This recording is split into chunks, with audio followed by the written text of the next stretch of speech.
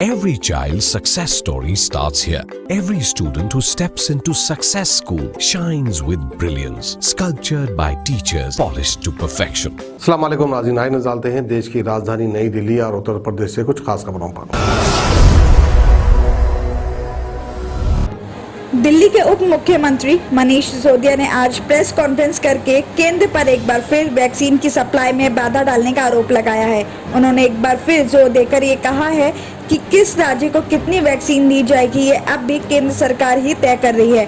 Covaxin की supply ना होने की वजह से दिल्ली में कई केंद्र बंद भी करने पड़ गए हैं। मनीष सिसोदिया ने आगे कहा, हमारे पास कोवैक्सीन का स्टॉक पूरी तरह खत्म हो चुका है। इसकी वजह से हमें 17 स्कूलों में कोवैक्सीन के 100 से ज्यादा सेंटर बंद करने पड़े हैं। कोवैक्सीन की कंपनी ने कल हमें लेटर लिखा और साफ साफ कह दिया कि हम और वैक्सीन नहीं दे सकते क्योंकि हमें केंद्र सरकार के निर्देश पर वैक्सीन देनी है। कोवैक्सीन की सप्लाई अब दिल्ली में बंद है। उन्होंने कहा कि दिल्ली के सभी लोगों को वैक्सीन लगाने के लिए हमने 1 करोड़ 34 लाख वैक्सीन की डोज मांगी थी, जिसमें से 67 लाख कोविशील्ड से मांगी थी और 67 लाख कोवैक्सीन से मांगी थी। कोवैक्सीन ने कल हमें लेटर लिखकर साफ कह दिया कि हम वैक्सीन नहीं दे सकते क्योंकि हमारे पास वैक्सीन ही नहीं है।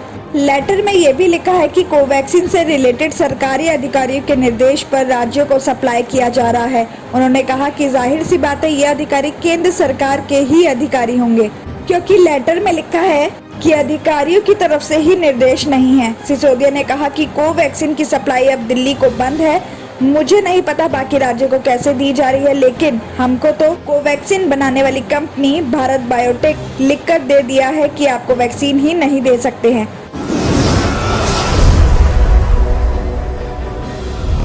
दूसरी तरफ खबर ये आ रही कि अब भारत बायोटेक द्वारा बनाए जाने वाली कोवैक्सीन को बुलंदशहर की कंपनी बिबगोल भी बनाएगी।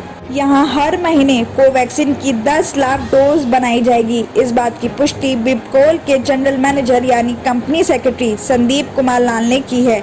उन्होंने बताया कि यहाँ हर महीने 1 मिलियन डोज का वैक्सीन बनाया जाएगा। ऑर्डर मिलते ही वैक्सीन का काम शुरू कर दिया जाएगा।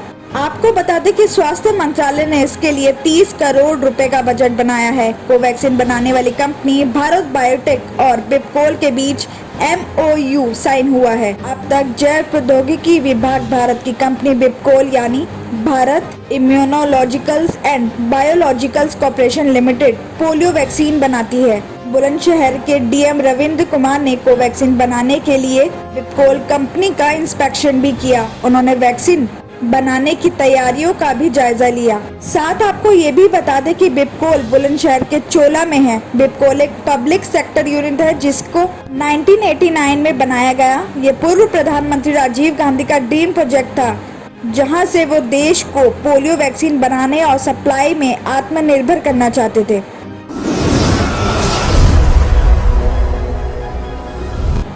उत्तर प्रदेश के गाजियाबाद जिले में बुलंदशहर रोड इंडस्ट्रियल एरिया में एक केमिकल फैक्ट्री में भीषण आग लग गई है।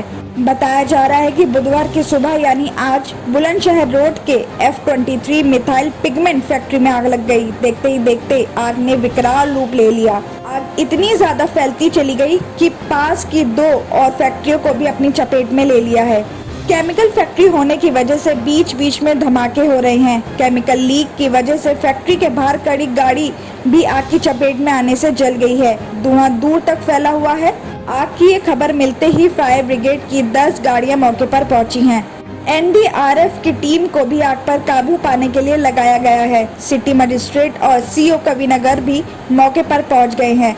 आग लगने की वजह का अभी तक पता नहीं चल पाया है। साथ बताया जा रहा है कि इंडस्ट्रियल एरिया में मनोज गुप्ता की मिथाइल पिगमेंट केमिकल की फैक्ट्री में आग लगी है, जिसके बाद आग ने रितेश बंसल की पाइप फैक्ट्री को भी चपेट में ले लिया। देखते ही देखते आग तीसरी फैक्ट्री में भी पहुंच गई है।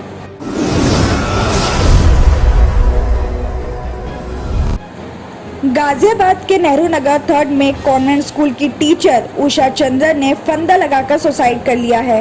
22 अप्रैल को ही उनके पति रविचंद्रन की कोरोना से मौत हो गई थी। बताया जा रहा है कि उषा चंदन होली चाइल्ड स्कूल में इंग्लिश टीचर थी। उनके पति रविचंदन एक प्राइवेट कंपनी में काम करते थे। बीते दिनों वो कोरोना संक्रमण की चपेट में आ गए थे। काफी ट्रीटमेंट कराने के बाद भी कोई आराम नहीं मिला और 20 अप्रैल को उनकी मौत हो गई। इसके अलावा उनकी बड़ी बेटी स्वाति चंदन भी कोरोना की चपेट में आने पर हॉस्पिटल में एडमिट हो गई। इससे उषा चंदन और डिप्रेशन में आ गई। डिप्रेशन में आने की वजह से उषा चंदन के जेठ जेठानी उन्हें अपने साथ ले गए। घर पर सिर्फ उनकी छोटी बेटी श्रेया चंदन ही थी। उषा चंदन ने घर जाने की इच्छा जाहिर की, जिसके चलते उनके जेठ ने मंगलवार को उन्हें अपने घर पर छोड़ दिया। कुछ ही घंटों बाद ही बेड पर कुर्सी के सहारे उषा चंदन ने पंखे पर दुपट्टे से फंदा डाला और फांसी लगा ली। खबर मिलते ही उषा चंदन के जेठ जेठानी और उनके परिवार वाले मौके पर पहुंच गए। जेठ का कहना है कि अगर उन्हें पता होता कि उषा ये कदम उठाएंगी तो वो उन्हें हरगिज घर पर छोड़कर नहीं जाते। सिहानी गेट एसएचओ कृष्ण गोपाल शर्मा का कहना है कि घर वालों ने पोस्टमार्टम कराने से मना कर दिया है, जिसके चलते फॉर्म भरकर ही बॉडी को उनके घर वालों को दे दिया गया है। मौके से कोई सुसाइड नोट भी नहीं मिला है। डिप्रेशन में ये कदम उठाया गया है और चंदन की बड़ी बेटी हॉस्पिटल से डिस्चार्ज होकर घर पर भी आ चुकी हैं।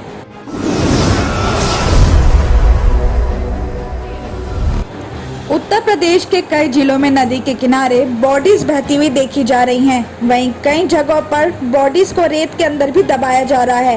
हालांकि इन सब के बीच जो बात सबसे चिंताजनक है वो ये है कि इससे उन लोगों का जीवन इस समय बड़े संकट में है जो इन इलाकों में रहते हैं और बॉडीज की बदबू और कोरोना संक्रमण फैलने के डर के बीच जी रहे हैं। यूपी के उन्नाव, गाजीपुर से लेकर बिहार के बक्सर तक ये लाशें नदी में बहती देखी जा रही हैं। वहीं उत्तर प्रदेश के गाजीपुर जिले में गंगा किनारे मिले बॉडीज को दफनाने का काम सोमवार देर रात से मंगलवार दिन भर चला।